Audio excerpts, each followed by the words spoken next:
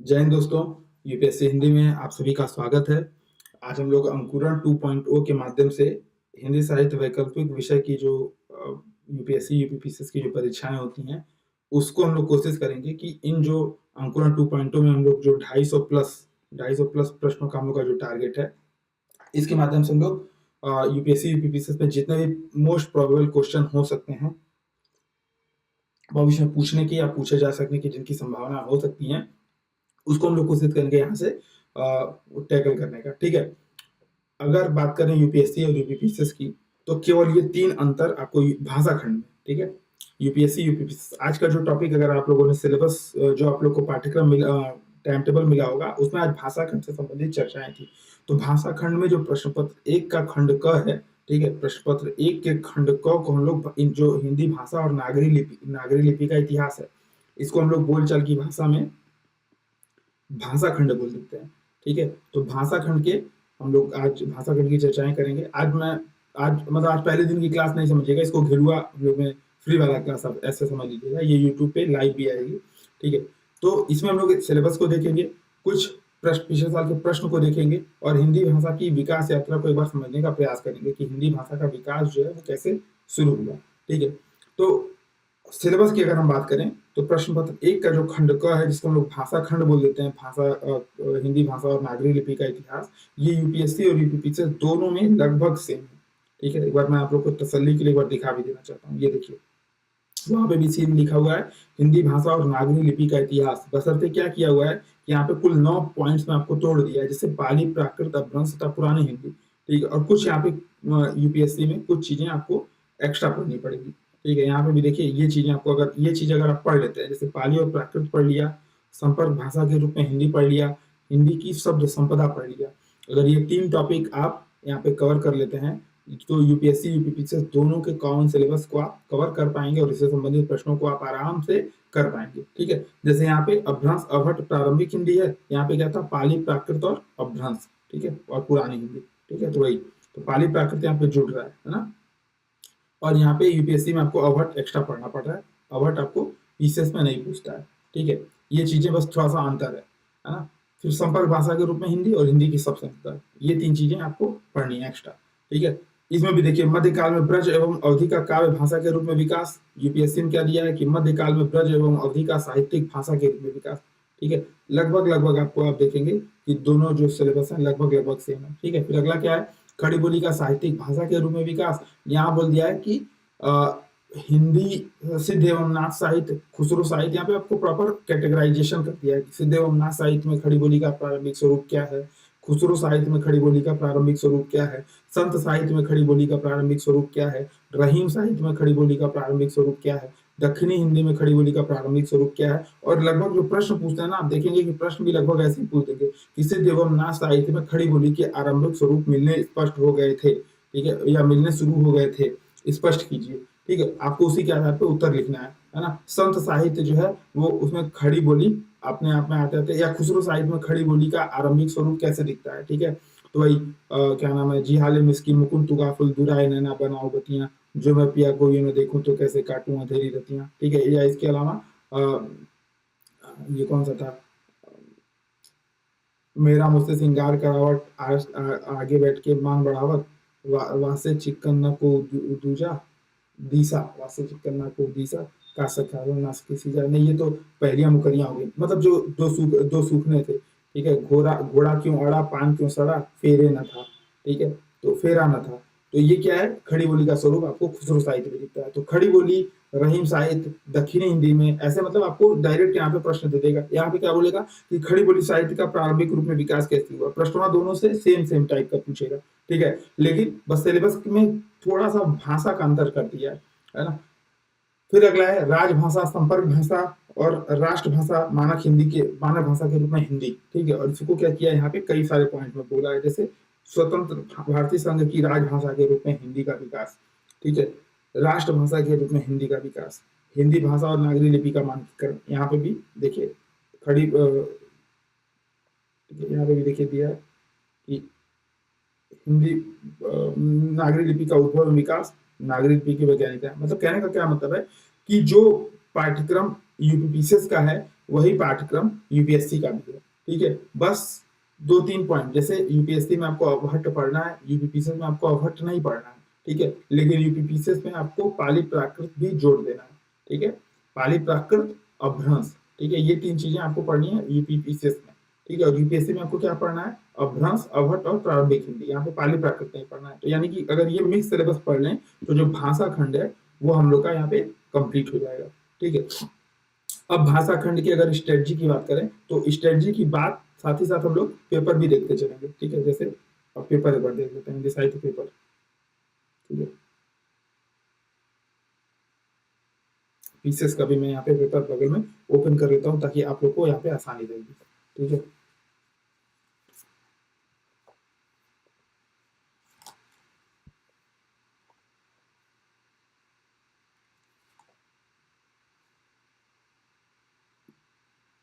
और सिलेबस से जो है ये डायरेक्ट प्रश्न पूछे गए, ठीक है। जैसे सिलेबस आपका ऐसा नहीं है कि आपको यहाँ पे बहुत ज्यादा इधर उधर घुमाया है, ठीक है, एकदम डायरेक्ट प्रश्न पूछे गए, ठीक है। दोनों की अगर मैं प्रश्नों की बात करूं तो दोनों में लगभग पहले और पांचवें प्रश्न दोनों में अनिवार्य होते हैं, ठीक है।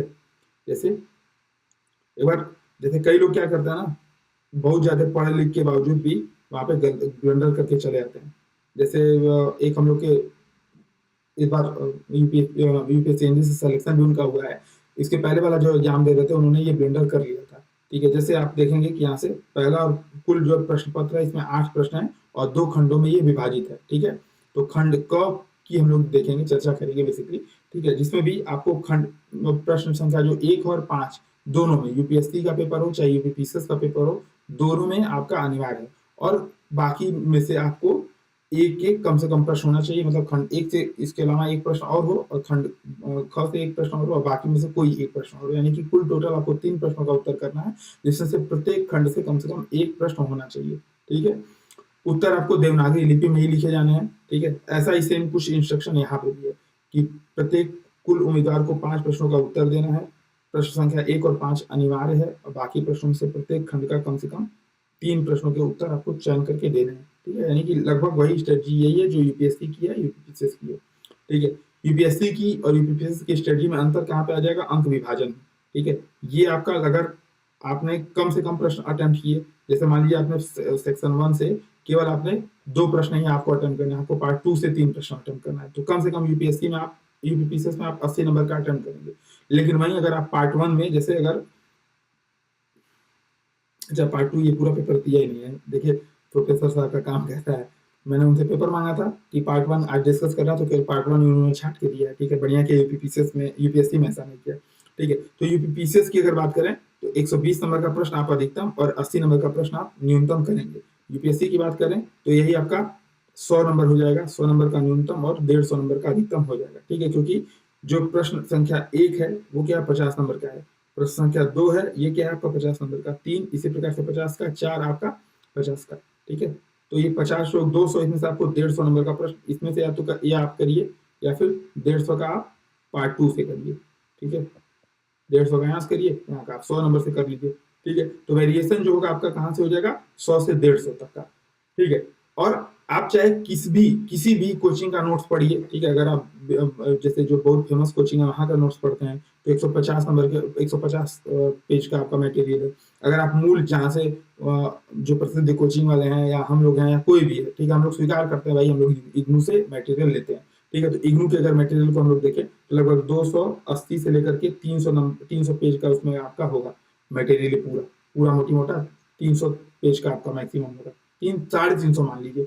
इन 350 से अगर पढ़ने को आप पढ़ लेंगे तो यूपीपीसीएस में आपका 80 से 120 नंबर के क्वेश्चन और उसमें 100 से 150 नंबर के क्वेश्चन आपके आ जाएंगे। कब, जब ये कि यूपीएससी में आपका पेपर है 500 नंबर का, यूपीपीसीएस में आपका पेपर है 400 नंबर का, ठीक है। अब जैसे मैं बात बताता हूँ जिनका अभी हम बात कर रहे थे कि इन्होंने ये इंस्ट्रक्शन है वो ध्यान से नहीं पढ़ा, उन्होंने क्या किया था, पहला दूसरा तीसरा चौथा उनको पेपर इतना आसान लगा, उस समय हम लोगों ने अंकुरण करके शुरू किया था, ठीक है। अंकुरण करके प्रोग्राम शुरू किया था, अंकुरण 1.2, अभी ये इसका दूसरा संस्करण है अंकुरण 2.2।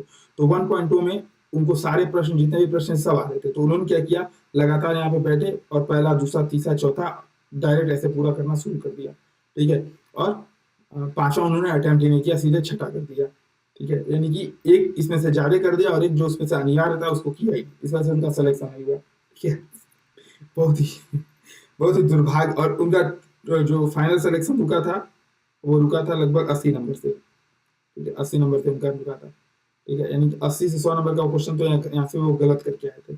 बहरहाल हम लोग इस पे इसकी टेक्निकलिटी में नहीं जाते हैं। ठीक है, अब हम लोग आते हैं, मतलब कहने का क्या मतलब है, अगर आप भाषा खंड पे थोड़ा सा, अगर आपको भाषा खंड किन लोगों को नहीं चाहिए, जिनको पढ़ने में बहुत ज्यादा बोरियत होता हो, क्योंकि भाषा खंड में एकदम बोरियत भयंकर है।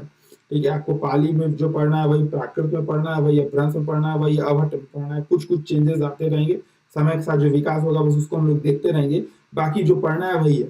ठीक है, दोहराव इसमें बहुत ज्यादा है। ठीक है, चीजें आपको इसमें रटनी पड़ेंगी। ठीक है, अन्य चीजें जो आप धीरे धीरे, मतलब इतना ज्यादा इसमें बहुत ज्यादा आपका मनोरंजन नहीं होगा। ठीक है, लेकिन अगर आप वैज्ञानिकता समझते हैं, ठीक है, अगर आप साइंटिफिक हैं, थोड़ा सा भी आपका अप्रोच साइंटिफिक है, तो इस प्रश्न में, इस खंड में आपको बहुत अच्छे से उत्तर आपको मिलेगा। क्यों? क्योंकि आपको जो शब्द सीमा रहती है वो बहुत, मतलब जैसे 150 शब्दों में लिखना है तो 150 से 200 शब्दों में ही आपका उत्तर खत्म हो जाएगा।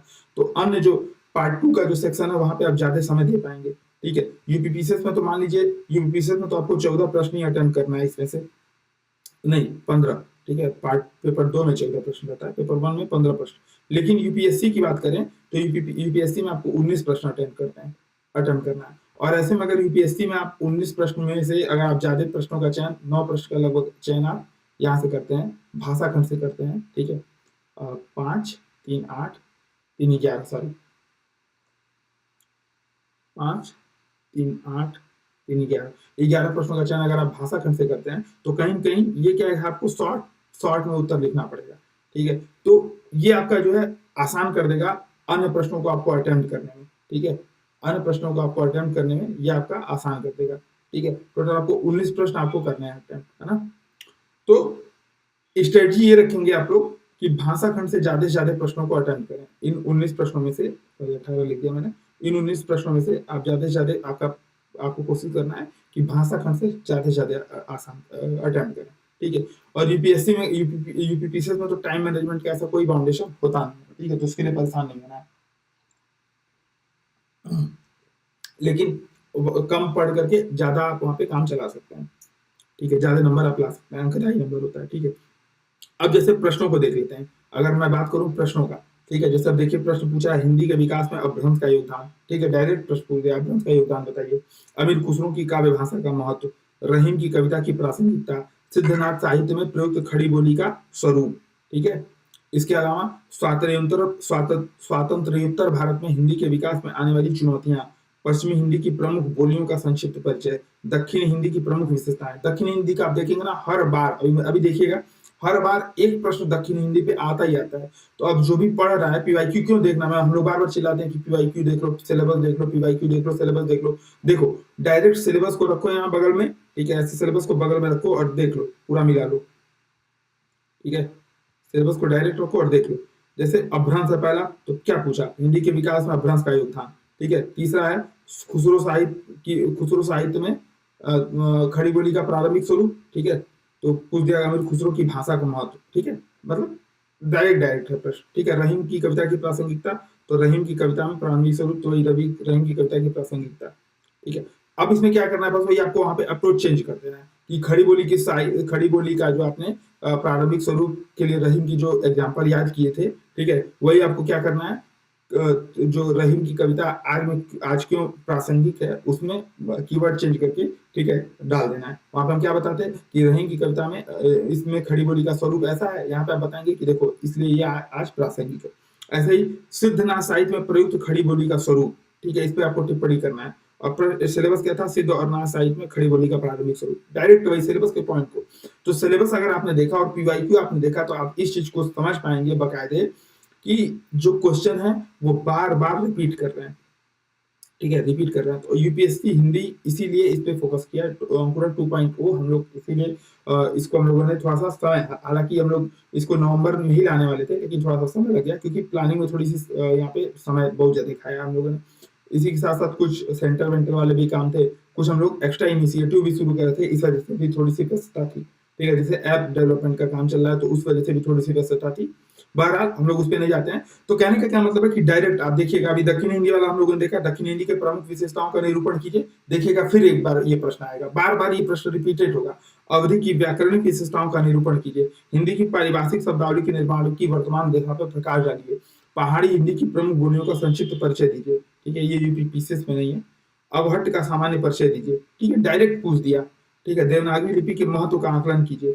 आधुनिक काव्य काल में काव्य भाषा के रूप में खड़ी बोली का विकास ब्रज के स्थान पर क्यों हुआ, इसकी पूर्व व्याख्या कीजिए। तकनीक की भाषा के रूप में हिंदी के सामने आने वाली चुनौतियों का वर्णन कीजिए। ठीक है, ये है आपका 2022 का प्रश्न। ठीक है, ये 2022 का प्रश्न है। अब 2021 का प्रश्न देख लेते हैं। ठीक है, फिर देखिए, फिर से रिपीटिशन। अवहट्ट की व्याकरणिक संरचना। ठीक है, हालांकि वहां पे पूछा था अवहट्ट का स्वरूप बताइए, यहाँ पे अवहट्ट की व्याकरणिक संरचना पूछ दिया, तो उसमें भी आपको व्याकरणिक संरचना के बारे में थोड़ा सा बताना पड़ेगा, शब्दकोशी संरचना के बारे में थोड़ा सा बताना पड़ेगा। ठीक है, तो कहने का क्या मतलब है कि जो पॉइंट्स होंगे ना बीच वाले, वो लगभग लगभग आपके समान होंगे। और उसको मैं ऐसा नहीं बोल रहा हूँ कि केवल हवाबाजी कर रहा हूँ, जब हम लोग इसको डिस्कस करेंगे तो देखेंगे भी। ठीक है, देवनागरी लिपि के प्रमुख गुण। एक सेकेंड, ये फिर से पेपर हुआ भी आप लोगों तक ही, आप लोगों को याद भी रहे। ठीक है, जैसे यूपीएससी कैसे रिपीट कर रहा है ये भी आप लोग को देखना है ना, तो देखते रहिए। ठीक है, ये थे आपके प्रश्न। और ये देखिए, यहाँ पे क्या पूछा कि अवहट्ट का सामान्य परिचय दीजिए। यहाँ पे पूछा अवहट्ट की व्याकरणिक संरचना का स्वरूप बताइए। ठीक है, देवनागरी लिपि के प्रमुख गुण। ठीक है, यहाँ पे देवनागरी लिपि से पूछा है 2022 वाले में। देवनागरी लिपि के महत्व का आकलन कीजिए। ठीक है, तो अब महत्व का आकलन जब आप करेंगे तो उसका प्रमुख गुण बताएंगे, फिर उसके आधार पर महत्व बता देंगे। ठीक है, रहीम की काव्य भाषा का महत्व, यहाँ पे रहीम की कविता की प्रासंगिकता। ठीक है, देख रहे हैं आप कैसे पॉइंट्स। ठीक है, ये देखिए, थोड़ा सा मैं इसको साफ कर दूं, नहीं तो कहेंगे सर बहुत ज्यादा गोजामाजी हो गया है। ठीक है, गोजामाजी बहुत ज्यादा हो गया। ठीक है, रहीम की काव्य भाषा का महत्व। दक्षिणी हिंदी का स्वरूप, यहाँ पे मैंने बताया था कि दक्षिणी हिंदी बार बार रिपीट करता है। देखिए, दक्षिणी हिंदी की प्रमुख विशेषताओं का निरूपण कीजिए, है ना। स्वातंत्र्योत्तर भारत में हिंदी की स्थिति, स्वातंत्र्योत्तर भारत में हिंदी के विकास में आने वाली चुनौतियां, सारे ऐसे ही आप पूरा मिला लीजिए। पूरा जो है आपका रिपीटेशन बार बार मिलेगा। ठीक है, पूर्वी हिंदी की प्रमुख बोलियों का संक्षिप्त परिचय दीजिए। ठीक है, यहाँ पे क्या बोल दिया, पश्चिमी हिंदी की प्रमुख बोलियों का संक्षिप्त परिचय दीजिए।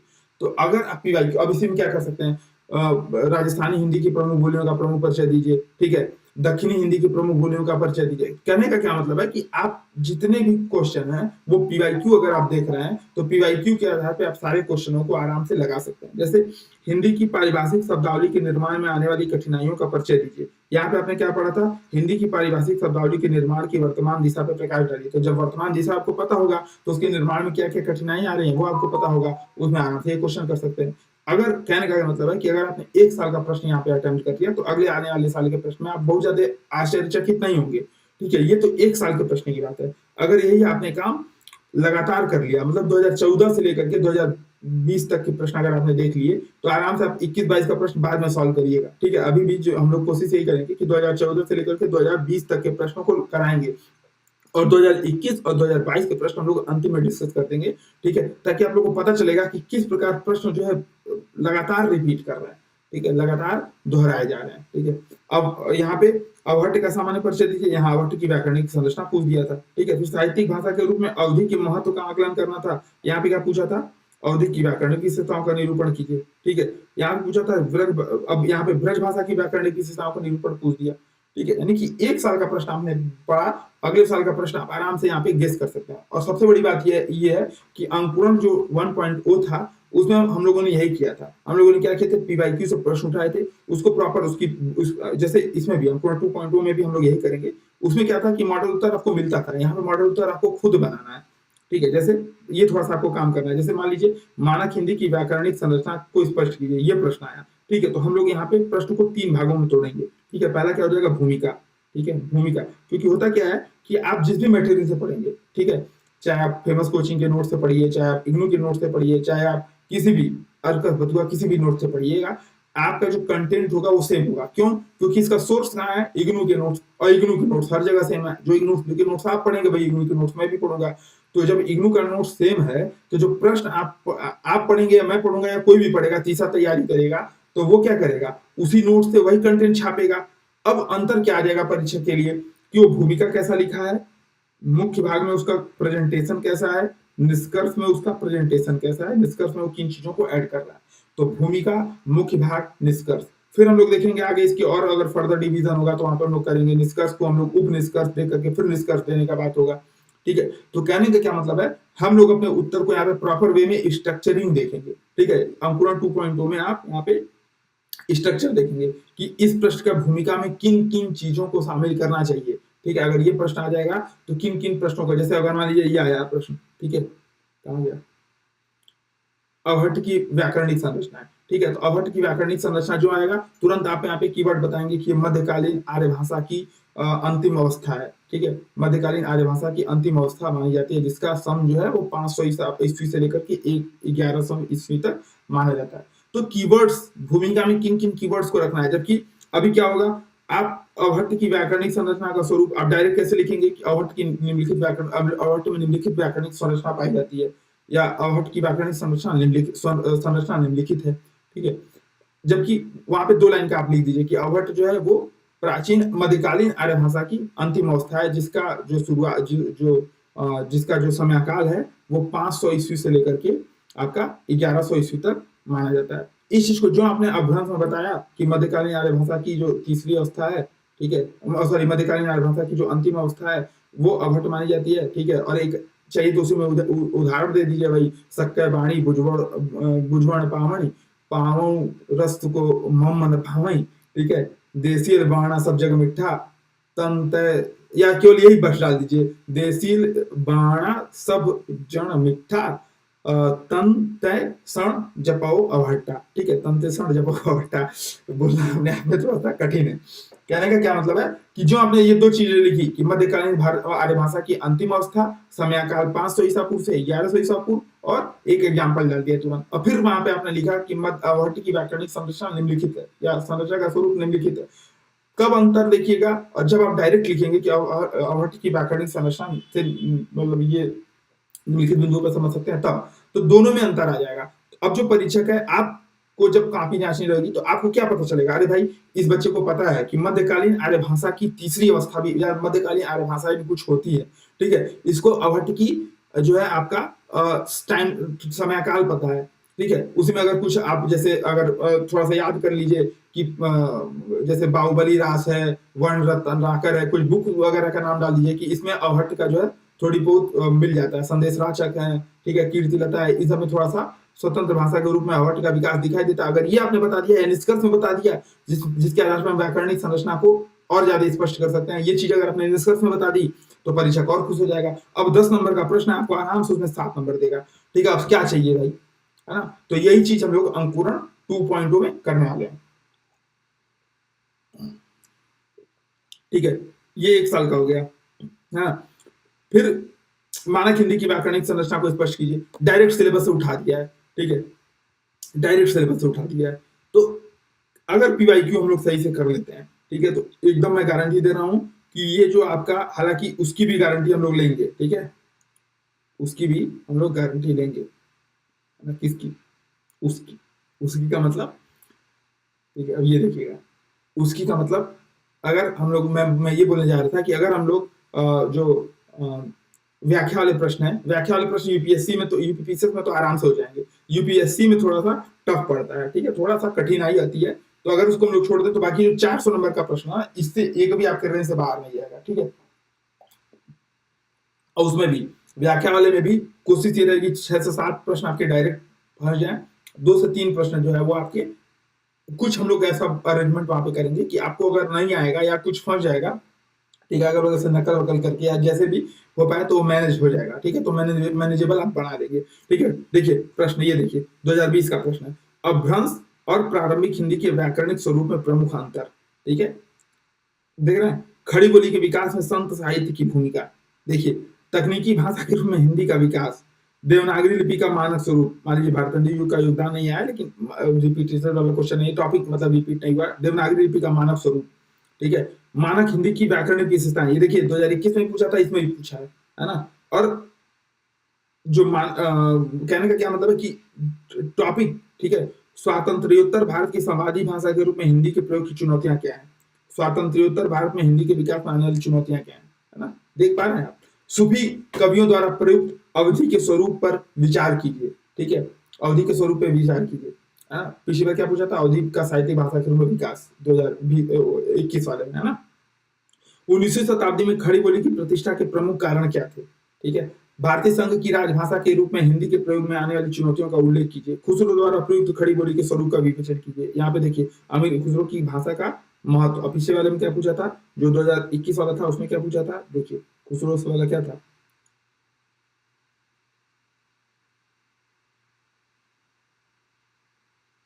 अच्छा खुसरो नहीं पूछा था।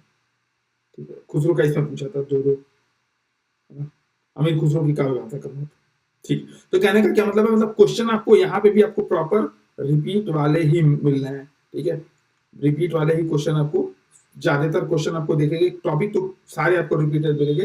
क्वेश्चन के जो हम लोग यही चीज देखेंगे कि अंकुरण में कैसे आप कैसे मैं ये दावा कर रहा हूँ। जैसे देखिए देवनागरी लिपि की विशेषताएं, हिंदी भाषा का मानक स्वरूप, पश्चिमी हिंदी की प्रमुख बोलियां, रहीम की काव्य भाषा और उसकी विशेषताएं, संत साहित्य में अवधि का योगदान। ठीक है, देख रहे हैं कैसे विज्ञान एवं तकनीक की भाषा के रूप में हिंदी के प्रयोग की स्थिति का आकलन कीजिए। आरंभिक हिंदी के विकास में अपभ्रंश की भूमिका बताइए।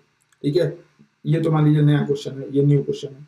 पारिभाषिक शब्दावली से आप क्या समझते हैं, इसके शब्द निर्माण, शब्दावली निर्माण में इतिहास का उदाहरण सहित मूल्यांकन कीजिए। ठीक है, खड़ी बोली हिंदी के साथ उसकी प्रमुख बोलियों के अंतर संबंध पर प्रकाश डालिए। ठीक है, भारतीय स्वतंत्रता संग्राम के राष्ट्रीय चेतना की मुखर अभिव्यक्ति हिंदी साहित्य में हुई, सो उदाहरण समीक्षा कीजिए। ये मान लीजिए नया क्वेश्चन है, ये दो क्वेश्चन आपको नए वाले मिल रहे हैं। ठीक है, दक्षिणी हिंदी की विशेषताएं, देखिए दक्षिणी हिंदी हर साल रिपीट कर रहा है, एक आध साल गैप हो जाएगा तो हो जाएगा, नहीं तो हर साल रिपीट कर ही रहा है। और इसके बावजूद भी अगर कोई बच्चा जो यूपीएससी यूपीएससी के लिए मुख्य परीक्षा की तैयारी कर रहा है, वो अगर हिंदी साहित्य वैकल्पिक विषय लिया हुआ है, उसने अगर दक्षिणी हिंदी की विशेषताएं नहीं पढ़ के गई है, तो उसको हम लोग क्या बोलेंगे, कमेंट करिएगा, है ना। मानक हिंदी की व्याकरणिक संरचना पर प्रकाश डालिए। ठीक है, देख रहे हैं, हर पिछली बार पढ़ा था, फिर देखिए रिपीट हो रहा है, तो इसीलिए मैं ये सामने ले रहा हूँ ताकि आप लोग समझ पाएंगे पीवाईक्यू लोग बार बार क्यों बोलते हैं। ठीक है, पीवाईक्यू बार बार हम लोग क्यों बोलते हैं। फिर से देखिए देवनागरी लिपि की वैज्ञानिकता, मध्यकाल में काव्य भाषा के रूप में ब्रज की विशेषताएं, 19वीं शताब्दी में खड़ी बोली की स्थिति, खुसरो की काव्य भाषा की प्रमुख विशेषताएं, अपभ्रंश की व्याकरणिक विशेषताएं, रहीम की कविता की मार्मिकता। ठीक है, हिंदी के प्रचार प्रसार में आंदोलन में किन दो प्रमुख संस्थानों का योगदान। देखिए पिछले वाला नागरिक प्रचारणी सभा और वो था, इसमें पूछ दिया दो संस्थान, आप अपने हिसाब से बताइए। तो क्या आप अगर वो ये लगा के जाते, अगर दो प्रमुख संस्थानों के योगदान लगा के जाते तो क्या करते, वही जाके वहां छाप आते, और किसका पढ़ते, नागरिक प्रचारणी सभा का पढ़ते, है ना। ठीक है, पश्चिमी हिंदी की किन्हीं दो बोलियों का परिचय दीजिए। देखिए दक्षिणी हिंदी का परिचय दीजिए, है ना। राजभाषा के रूप में हिंदी की वर्तमान स्थिति का प्रकाश डालिए। तो जितने क्वेश्चन है, दक्षिणी हिंदी देख रहे हैं आप, हर साल लगातार रिपीट हो रहा है। दक्षिणी हिंदी का तो मतलब समझ लीजिए कि हर ये बोनस क्वेश्चन है आपको। ठीक है, जो आए इसका तैयार करके जाओ, तुरंत लिखो। ठीक है, देखो फिर से देवनागरी लिपि का विकास, मध्यकाल के काव्य भाषा में अवधि की विशेषताएं, सिद्धनाथ साहित्य में खड़ी बोली का प्रारंभिक स्वरूप, भव भाषाविद खुसरो और उनकी कविताएं, दक्षिणी हिंदी के साहित्यिक विकास के रूप में विकास के ऐतिहासिक और सामाजिक कारण। दक्षिणी हिंदी देखिए फिर से पूछ दिया, देख रहे हैं, है ना। तो जितने भी हैं, है ना, पूर्वी हिंदी की किन्हीं दो बोलियों का शब्द शास्त्रीय विशेषताएं बताइए। ठीक है, ये कुछ एक नया क्वेश्चन था, कामता प्रसाद गुरु का व्याकरण, है ना। और जो भी आप फेमस कोचिंग के नोट्स पढ़ेंगे तो उसमें जो भी व्याकरण की विशेषताएं, कामता प्रसाद गुरु का हो, केला का व्याकरण हो, उसमें इनसफिशियंट मटेरियल है। ठीक है, मटेरियल उतना सफिशियंट नहीं है। ठीक है, इसके लिए हमको किसका सहारा लेना पड़ेगा, जो मूल टेक्स्ट है, इग्नू की जो बुक है, वहां पे आप पढ़िए कामता प्रसाद गुरु के व्याकरण क्या है, केलॉग के व्याकरण की प्रमुख विशेषताएं क्या है, तब आप उतना अच्छा उत्तर लिख पाएंगे जिसकी मांग, जो आपको 10 से 7 नंबर दिलाने का, मतलब टॉप नंबर दिलाने का। नंबर को याद मैं इसलिए बता रहा हूँ ताकि आप तुलना कर पाए, है ना। अच्छे नंबर लाने की आपको वहां पे जरूरत पड़ेगी मूल टेक्स्ट पढ़ने का। और मूल टेक्स्ट पढ़ना अपने आप में बहुत कठिन काम है। क्या 25-30 बुक है मूल टेक्स्ट का, पतली बुक है, लेकिन 30-35 बुक है, और सब इधर उधर आप कंफ्यूज होंगे। ठीक है, सब आप क्या करेंगे, इधर उधर आपको बहुत ज्यादा कंफ्यूजन होगा। तो इसलिए आपको अगर इग्नू के नोट्स नहीं पढ़ने हैं, तब आपको क्या ज्वाइन करना है, यूपीएससी हिंदी का अंकुरण 2.0। ठीक है, तो अपने दोस्तों को ही बताइए, सभी जितने भी लोग हैं सभी को आप बताते रहिए कि अंकुरण 2.0 जो कि हिंदी साहित्य के लिए यूपीएससी हिंदी का प्रयास है, ये एक भी आपको रेंज से बाहर करेगा ही नहीं। ठीक है, ऐसे कई लोग इसमें बहुत ज्यादा चालाक होते हैं कि सर मैंने अगर इसकी बढ़ाई कर दी और अगला भी पढ़ लिया तब तो हम ही से कंपटीशन करेगा। अरे नहीं भैया, मेहनत उससे ज्यादा करो। ठीक है, उससे ज्यादा एग्जाम्पल याद करो, कुछ और जैसे कहने का क्या मतलब है, इसमें आप लोग को आत्मनिर्भर बना दिया जाएगा। ठीक है, अपना हाथ जगन्नाथ, है ना, अपने हाथ को जगन्नाथ बनाने का काम यहाँ पे अंकुरण करेगा। उसके बाद से आपको जितने भी प्रश्न आएंगे, ठीक है, जैसे अब राजभाषा अगर हम लोगों ने पढ़ा दिया, यहाँ पे क्वेश्चन करा दिए, तो राजभाषा की संवैधानिक स्थिति पूछे, राजभाषा की वर्तमान स्थिति पूछे, राजभाषा के संबंध में चुनौतियां पूछे, कुछ भी पूछे, एकदम आराम से आप स्थिति मतलब आप आराम से उत्तर उसका लिख पाएंगे। ठीक है, अब एक बार यूपीपीसीएस के भी देख लेते हैं। ठीक है, यूपीपीसीएस के भी देख लेते हैं।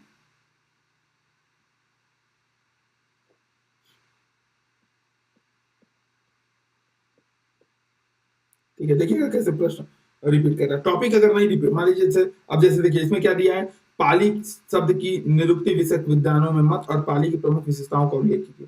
ठीक है, ये मान लीजिए यूपीएससी के सिलेबस में नहीं था, लेकिन बाकी देखिए, अब भ्रंश की सामान्य विशेषताओं के साथ उन दो विशेषताओं को बताइए जो हिंदी में टॉपिक। ठीक है, हिंदी प्रचलित बोलियों का उल्लेख कीजिए। ठीक है, काव्य भाषा के रूप में ब्रज के विकास का मध्यकालीन और आधुनिककालीन ब्रज भाषा के प्रमुख कवियों के नाम का उल्लेख कीजिए। पुरानी हिंदी के स्वरूप को स्पष्ट कीजिए और दो साहित्यिक भाषा का रूप का नाम भी बताइए। खड़ी बोली हिंदी को साहित्यिक भाषा के रूप में प्रतिष्ठित करने वाले कारकों की चर्चा कीजिए। वहां पे क्या था, खड़ी बोली हिंदी को आधुनिक भाषा मतलब आधुनिक 19वीं शताब्दी में खड़ी बोली हिंदी के प्रसार के कारण बताइए। ठीक है, तो साहित्यिक भाषा के रूप में प्रतिष्ठित करने वाले जो कारक होंगे वही आपके यहाँ पे मैच कर जाएंगे। ठीक है, तो कुछ एक आध जैसे यहाँ पे आपको थोड़ा सा दे दिया है, थोड़ा सा आपके पास एज दिया हुआ है, लेकिन बाकी आपको सारा एक आध दो क्वेश्चन अगर छोड़ दिया जाए तो बाकी सारे क्वेश्चन आपको यहाँ पे रिपीटेड ही मिलेंगे। ठीक है, और ये जो एक आध क्वेश्चन छूटेगा ये भी आपको ऐसा बताया जाएगा कि आपको ये भी एक भी छूटे ना। ठीक है, क्यों, क्योंकि हिंदी अगर आपने सही से समझ लिया तो हिंदी कैसे डेवलप हुई ये चीजें आपको आराम से एकदम आराम से करते जाएंगे। ठीक है, जैसे राजभाषा के रूप में हिंदी की समस्याएं और समाधान विषय, है ना, ऐसे ही देखिए हिंदी साहित्य में के संदर्भ में पाली भाषा का महत्वपूर्ण स्थान है। इसमें क्या पूछा था, पाली शब्द की निरुक्ति विषय विद्वानों के मत और पाली की प्रमुख विशेषताएं। ठीक है, अब जब आप ये वाला कुछ पीवाईक्यू लगा जाएंगे तब उसको आप आराम से कर पाएंगे। ठीक है ना, राष्ट्रभाषा और राजभाषा में अंतर स्पष्ट कीजिए। मध्यकालीन काव्य भाषा के रूप में अवधि का महत्व, वैज्ञानिक और तकनीकी क्षेत्र में हिंदी भाषा का योगदान, मानक हिंदी की प्रमुख विशेषताएं, साहित्यिक भाषा के रूप में खड़ी बोली का महत्व। ठीक है, देवनागरी लिपि की प्रमुख विशेषताएं, देवनागरी लिपि के उद्भव और विकास पर संक्षिप्त चर्चा कीजिए। बोली उपभाषा और भाषा के महत्व को बताइए। हिंदी की पारिभाषिक शब्दावली का महत्व बताइए। सारे क्वेश्चन अगर यूपीएससी का आप तैयार कर लिए तो एक क्वेश्चन आप दिखा, मतलब एक क्वेश्चन का मतलब 90% क्वेश्चन तो आपके वही से आने वाले हैं। ठीक है, टॉपिक अब बता दीजिएगा, सर इसके नहीं आए, मैं सारा आपको दिखा दूंगा। ठीक है, तो कहने का क्या मतलब है, इस पूरी चर्चा का क्या मतलब है, इस पूरी चर्चा आपको इसीलिए कराई गई थी। ठीक है, कि आप आराम से इसको एक बार देखें और समझ पाए, फोकस कर पाए कि कैसे आपको, अगर जैसे कई लोग अभी डाउट में हैं कि हिंदी साहित्य लें या क्या लें। ठीक है, तो ऐसे आपको देखिए पीपीटी मिलेगा वहां पे। ठीक है, कई लोग अभी डाउट में है कि सर हिंदी साहित्य लें या ना लें, यूपीएससी से हिंदी साहित्य यूपीपीसी से हटने वाला है। पहली बात देखिए इसकी संभावना बहुत कम है। ठीक है, हम लोगों ने खुद इस पे वीडियो डाला हुआ था और इसीलिए डाला था। अगर आपने वीडियो देखा होगा तो वो वीडियो हम लोग का जागरूकता फैलाने के लिए ही हम लोगों ने डाला था। ठीक है, जैसे कई लोग अभी चर्चा में अक्सर हिंदी साहित्य सुन रहे हैं कि यूपीपीसी से हट रहा है। पहली बात तो ये कि हटने वाला नहीं है, क्योंकि अभी हाल ही में 2017-18 के लगभग में उन्होंने सिलेबस को व्यापक रूप से चेंज किया था और फिर अचानक से वो 2022 में सिलेबस चेंज करेंगे, इसकी संभावना बहुत कम है। अगर इनकेस हट जाता है, मान लीजिए दो केस होंगे, एक तो वो अगर आपने ऑफिस देखा होगा तो इसपे गोलू मोलू से एक एक्टर थे, बहुत अच्छी एक्टिंग करते थे। वो बोलते थे कि अगर यूपीएससी वालों ने सिलेबस हटाया या अगर आपने हिंदी साहित्य को लेकर के अभी तैयार किया या नहीं तैयार किया तो दो बातें हो जाएंगी। पहली बातें होंगी कि यूपीएससी वाले सिलेबस नहीं चेंज करेंगे। ठीक है, नहीं चेंज करेंगे तब तो ठीक, कर दिया तो फिर दो बातें हो जाएंगी। तो फिर वही दो बातें यहाँ पे आ जाती हैं।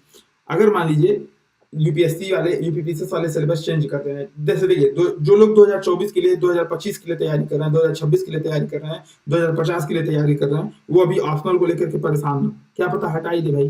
ठीक है, ऑप्शनल को लेकर के बहुत ज्यादा परेशान ना हो। ठीक है, तो वो अभी ऑप्शनल मत पढ़े। यूपीएससी की तैयारी कर रहे हैं तब ऑप्शनल पढ़िए, यूपीपीसी की तैयारी कर रहे हैं तो अभी ऑप्शनल को किनारे रख दीजिए। ठीक है, लेकिन जिन लोग को 2023 में एग्जाम देना है भाई, अब समय कहाँ रह गया।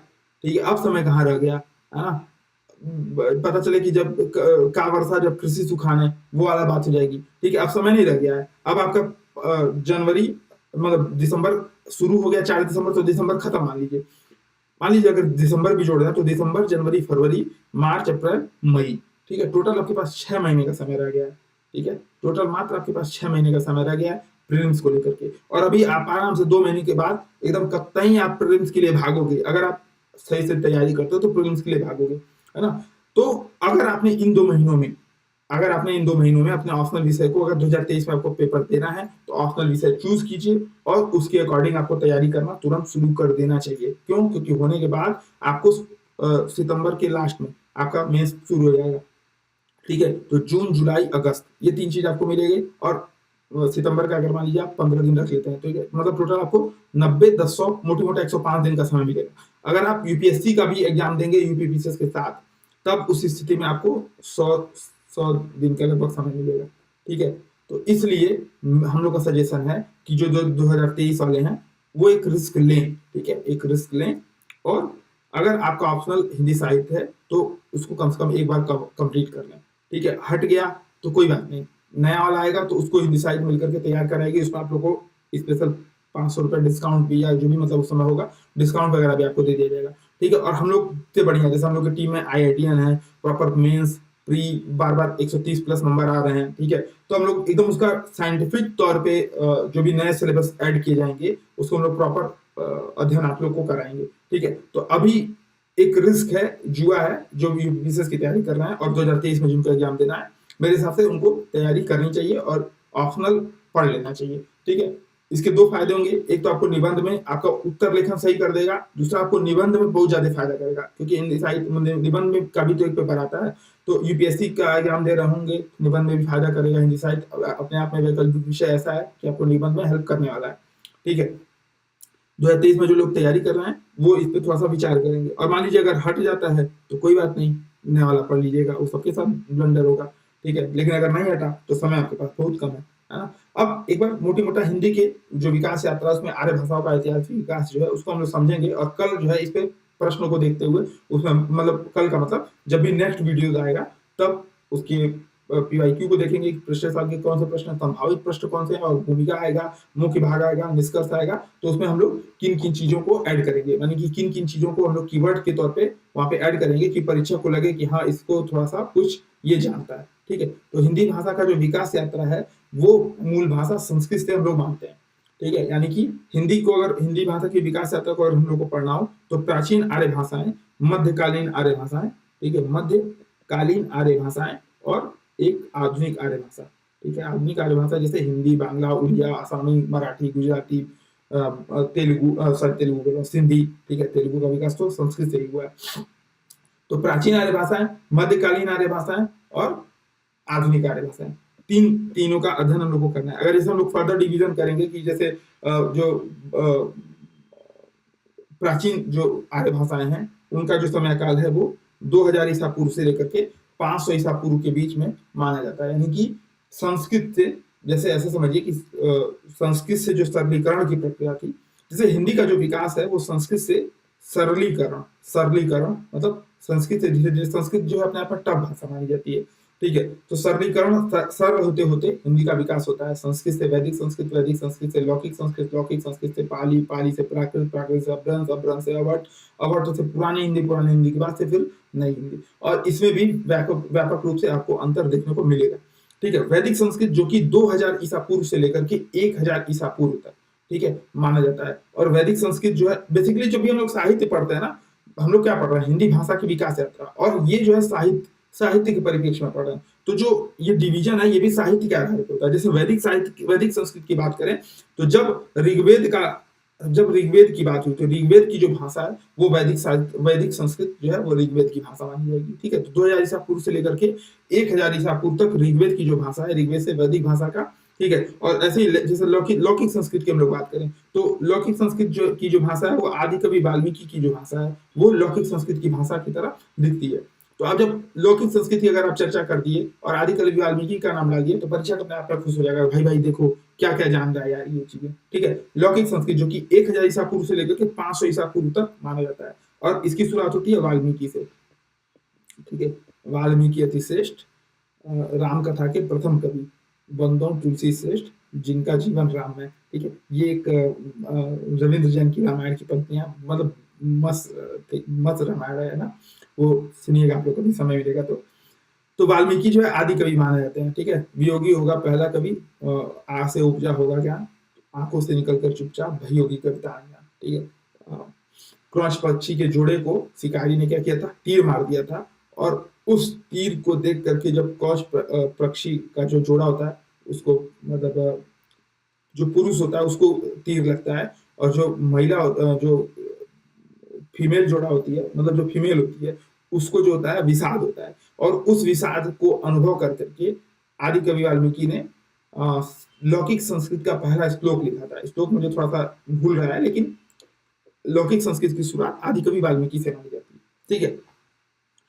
फिर बात करें यहाँ से, फिर मध्यकालीन आर्य भाषा शुरू होती हैं, जो कि 500 ईसा पूर्व से लेकर के 1000 ईसा पूर्व तक मानी जाती है, ठीक है। और इसमें फिर पाली, प्राकृत, अपभ्रंश, अवहट, इनको हम लोग फर्दर पढ़ेंगे, ठीक है। फिर पाली की बात करें तो 500 ईसा पूर्व से लेकर के ईस्वी सन तक पाली की मोटी मोटा, अच्छा जब मैं ये काल विभाजन बता रहा हूँ तो ऐसा नहीं है कि 500 ईसा पूर्व में एक के दिन जो है पाली शुरू हो चुका था और एक के दिन जो है ईस्वी सन में खत्म हो गया, नहीं, आगे पीछे होता रहता है। किसी बुक में आप पढ़ेंगे कि 600 ईसा पूर्व से शुरू हुआ, तो बोलेंगे अरे अरे सर आप तो इसे गलत करा देते हैं। हालांकि जो मैं बता रहा हूँ साइंटिफिकली इग्नू की मटेरियल में यही सब दिया हुआ है, ठीक है। तो 500 ईसा पूर्व से लेकर के ईस्वी सन तक पाली की शुरुआत मानेंगे। और ये अगर साहित्य की बात करें तो त्रिपिटक जो है मुख्य साहित्य है, इसके अलावा अन्य अवदान साहित्य है और ये सब है। इसकी चर्चा हम लोग जब पाली को पढ़ेंगे ना तब देख लेंगे। तो त्रिपिटकों की जो भाषा है वहां से पाली की शुरुआत मोटी मोटा अच्छे तरीके से मानी जाती है, ठीक है। इसके पहले बौद्ध धर्म के, जब बौद्ध जो त्रिपिटक थे बुद्ध की मृत्यु के बाद शुरू हुए, ठीक है। त्रिपिटक के पहले जो बौद्ध की भाषा, बुद्ध की भाषा थी, बुद्ध के उपदेशों की भाषा थी, वो पाली थी, ठीक है। तो पाली इसलिए 500 ईसा पूर्व से ईस्वी सन तक मानी जाती है। त्रिपिटक के रूप में पहली बार पाली साहित्य हम लोग के सामने आ मिलता है, ठीक है। प्राकृत की बात करें तो प्राकृत में मुझे एक याद आ रहा है विमल सूरी का, ठीक है, विमल सूरी, ठीक है, विमल सूरी। इनका बुक का नाम है चरियू, पमऊ चरियू, पमऊ पमऊ चरियू, ठीक है, पमऊ चरियू। ये पमऊ चरियू जो है ये अपभ्रंश का जो है, अपभ्रंश का सॉरी प्राकृत का पहला बुक माना जाता है, मतलब पहला साहित्य माना, ऐसा माना जाता है कि ये जो है लिखित रूप में आपको विमल सूरी के पमऊ चरियू से मिलता है, ठीक है। फिर अपभ्रंश की बात करें तो 500 ईसा पूर्व से 800 ईस्वी तक अपभ्रंश माना जाता है। और एक कवि हुए हैं योगींद्र, योगींद्र योगींद्र, ठीक है। योगींद्र की पुस्तक का नाम है शायद परमात्म प्रकाश, शायद नहीं कंफर्म है, प्रकाश, सत्य प्रकाश, परमात्म प्रकाश, ठीक है।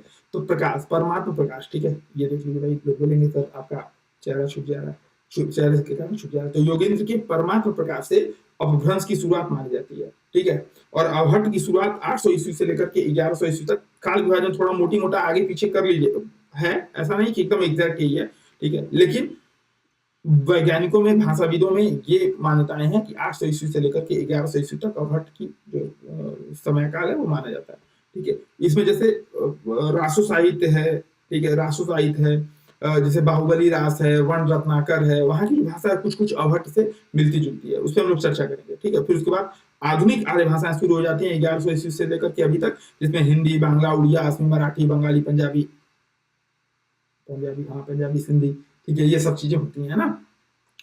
तो ये एक मोटी मोटा हम लोगों ने अभी तक देखा हिंदी भाषा का विकास यात्रा। हम लोगों ने पीवाईक्यू से प्रश्न देखे कि कैसे क्वेश्चन बार बार रिपीट हो रहे हैं। अगर हम लोगों ने एक साल के सॉरी अगर हम लोगों ने 2014 के बाद से प्रमुख प्रश्नों को कर लिया तो हम लोग के रेंज से बाहर कोई भी प्रश्न नहीं होगा। हम लोग अंकुरा 2.0 में भूमिका, मुख्य भाग, निष्कर्ष, इन सब पे चर्चा करेंगे ही। निष्कर्ष में अगर जरूरत पड़ेगी तो निष्कर्ष के पहले उपनिष्कर्ष भी दिया जाएगा। भूमिका मुख्य भाग में देखेंगे कैसे उसके फर्दर हम लोग रिविजन कर सकते हैं, ठीक है। तो अंकुरा 2.0 में, अंकुरण 2.0 हर बैच की तरह अंकुरण 2.0 बैच की भी सफलता आप सभी के हाथ में है। ज्यादा से ज्यादा लोगों को इसको ज्वाइन कराइए ताकि हम लोग का भी उत्साहवर्धन बना रहे। जल्दी हम लोग यूपीएससी हिंदी ऐप पर भी आने वाली है, यूपीएससी हिंदी ऐप, ठीक है। ऐप का भी काम चल रहा है और डेवलपमेंट फेज में बीटा वर्जन उसका आ चुका है। कोई भी जरूरत हो इसके संदर्भ में, इस बैच की अगर फीस की बात करें तो 2500 रुपए फीस है। अगर आपने ध्रुव बैच ज्वाइन किया हुआ है 2022-23 वाला तो आपको 500 रुपए उसके लिए डिस्काउंट है, ठीक है। तो अगर कोई आपको क्वेरी हो तो 8840751912 इस पे व्हाट्सएप या टेलीग्राम कर सकते हैं, या कॉल करना हो तो 9519780078 पे कॉल कर सकते हैं। अगर कोई टेक्निकल इशू की वजह से आपके कॉल नहीं लग पा रहे हो तो आप डिस्कशन ग्रुप में कमेंट कर दीजिए कि सर प्लीज कॉल मी, और जो भी आपको मैसेज के थ्रू या कॉल के थ्रू जो भी आपकी क्वेरी है वो हम लोग दूर करने का पूरा प्रयास करेंगे। ठीक है, तो हम लोग मिलते हैं नेक्स्ट वीडियो में, तब तक के लिए जय हिंद।